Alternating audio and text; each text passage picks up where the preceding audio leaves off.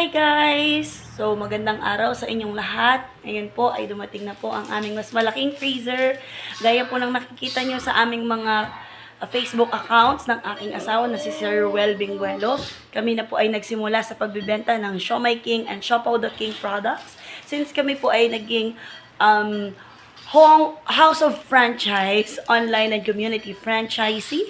At ilang araw pa lang po ay paubos na po ang mga produkto dito sa aming maliit na freezer.